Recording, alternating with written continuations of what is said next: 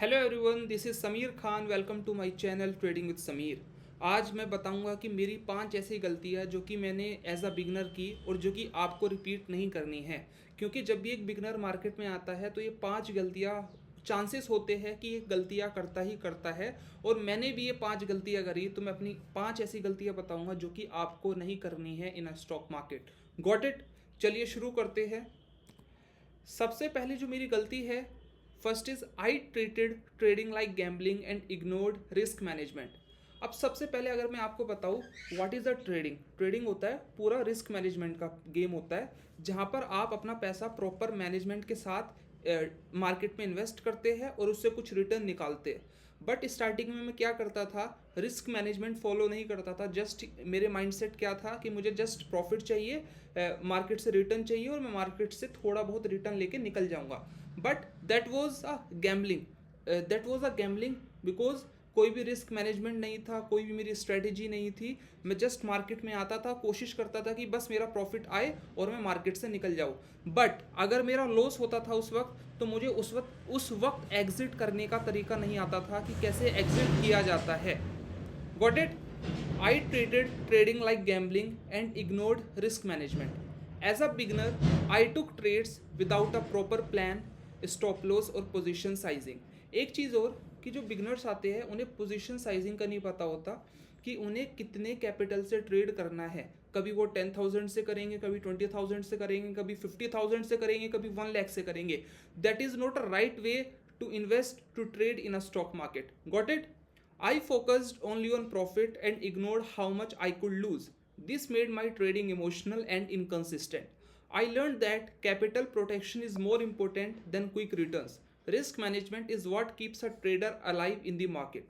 अगर आपको भी रिस्क मैनेजमेंट नहीं करना आता तो you can say you are just doing a gambling. आप मार्केट में इन्वेस्ट या ट्रेड नहीं कर रहे हो, you are doing just a gambling, जो कि मार्केट में आ रहा है ये सोचकर कि बस मुझे पैसा बनाना है, उसे रिस्क मैनेजमेंट नहीं आता है, तो it means you are doing a gambling. तो आपको रिस्क मैनेजमेंट सीखना पड़ेगा if you wants to trade properly in the stock market. Got it? मेरी जो सेकंड गलती है, मैंने जब स्टॉक मार्केट में एंटर किया तो मैंने उस स्विंग ट्रेड किया। पर मैंने जो स्टार्टिंग जो मैंने स्टार्ट किया वो किया एफएनओ से। That was option buying and that was my biggest mistake. क्योंकि मैं ये मानता हूँ option buying is very very very risky, जहाँ पर आप अपना कितना भी बड़ा कैपिटल कुछ सेकंड के अंदर डुबो सकते हैं। तो आपको ऑप्शन बाइंग में नहीं घुसना है, चाहे आप बिगनर हो चाहे आप प्रोफेशनल हो। तो कोशिश करनी है कि ऑप्शन बाइंग से आपको बचना है, क्योंकि सेबी का भी डेटा है कि 10 में से 9 लोग ऑप्शन बाइंग में लॉस करते ही करते हैं।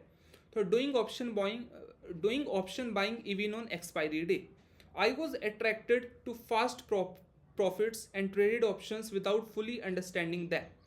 On expiry day, premiums move very sharply and can become worthless very fast. तो आपको क्या करना है, आपको ऑप्शन बाइंग से बचना है, ऑप्शन बाइंग नहीं करनी है। Got it? Because of time decay and volatility, I lost money quickly. I learned that option buying is risky, especially for beginners. Without knowledge, expiry trading can damage both capital and confidence. तो as a beginner मैंने काफ़ी एक साल तक कम से कम option buying की, but मेरा कभी भी लॉन्ग टर्म में वहाँ प्रॉफिट नहीं हुआ। लेकिन अभी मैं क्रिप्टो करता हूँ, स्विंग ट्रेडिंग करता हूँ, यू कैन से I am a profitable in that. But option buying में मैंने एक साल किया और मैंने इतनी कोशिश की to be a profitable, but मैं प्रॉफिटेबल नहीं हो पाया। तो ऑप्शन बाइंग आपको नहीं करनी है। And it is my believe कि 10 में से या 1000 में से एक ही ट्रेडर होगा जो कि ऑप्शन बाइंग में प्रॉफिटेबल हो सकता है। But in the long run वो एक ट्रेडर भी शायद मुश्किल से ही वो प्रॉफिटेबल होगा इन दी ऑप्शन बाइंग। तो आपको ऑप्शन बाइंग से बचना है as a beginner. Got it? तीसरी, आपको मार्केट को 24 आवर्स नहीं देखना है, क्योंकि क्रिप्टो जैसे 24 आवर्स चलता है। और अगर आप एक ट्रेड आपने ले चुका है तो आपको उसे 24 आवर्स नहीं देखना है। आपको जस्ट स्टॉप लॉस लगाना है और उसे छोड़ देना है और अपना टारगेट लगाना है। क्योंकि इससे क्या होता है, आप जैसे मार्केट को 24 आवर्स देखते हैं ना, तो आपका इमोशनल इंटेलिजेंस खराब होने लगता है, आप इमोशनल हो जाते हो और आपकी गलतियां होने के चांसेस इंक्रीज हो जाते हैं। तो आपको मार्केट को 24 आवर्स नहीं देखना है। I kept checking charts and PNL again and again throughout the day. This made me stressed, impatient, and emotionally weak in decision making. Small market moves started affecting my mood and confidence. Instead of following logic, I reacted with fear and greed. I learned that less screen watching improves discipline and emotional control. तो आपको कोशिश करनी है कि 24 hours market को नहीं देखना है।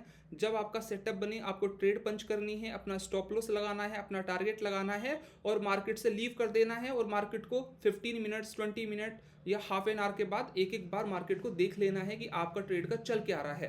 बट आपको 24 आवर्स मार्केट को नहीं देखना है, that can damage your emotional intelligence. Got it? पहली गलती क्या थी? I treated trading like gambling and ignored risk management. Second, doing option buying even on expiry day.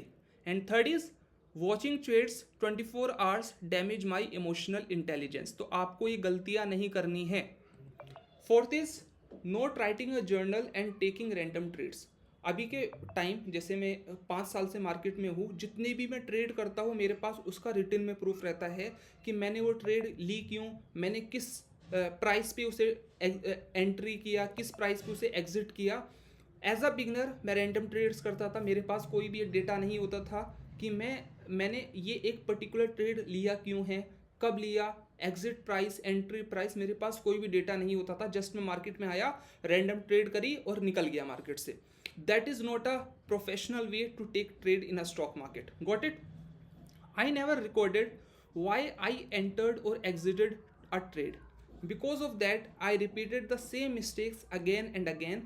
My trading became random with no clear system or self-review. A journal helps track pattern, mistakes and improvement over time. I learned that journalism is essential for becoming a disciplined trader.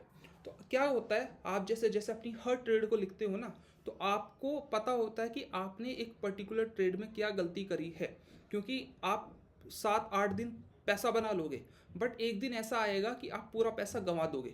तो आपको हर trade लिखना है, आपको गलतियां लिखनी है, आपने क्या गलतियां करी, आपने कहाँ स्टॉप लॉस लगाया, कहाँ नहीं लगाया, आपको सारी चीज़ें मेंशन करनी है। और आप ये देखेंगे, अगर आप ये 2 महीना ये चीज़ करते हैं तो you will be definitely a profitable trader in the long run. Got it? Fifth is trading on news. अब जैसे कोई रैंडम न्यूज़ आती है कि जैसे एक वॉर हो गई, या कोई अभी मीडिया पर आया उसने एक न्यूज़ दी, लाइक डोनाल्ड ट्रंप आया, तो आपको न्यूज़ के बेसिस पर ट्रेड नहीं करना है, आपको उस चीज़ से बचना है। क्योंकि मैंने स्टार्टिंग में गलतियाँ की है, न्यूज़ के बेसिस पर मैंने ट्रेड किया है और उस वक्त मार्केट काफ़ी फ्लक्चुएट करता है, ऊपर नीचे काफ़ी तेज़ी से होता है, तो उस वक्त आपका कैपिटल वाइप आउट होने के चांसेस भी बहुत ज़्यादा होते हैं। तो आपको न्यूज़ के बेसिस पर ट्रेड नहीं करना है, उस चीज़ से बचना है आपको।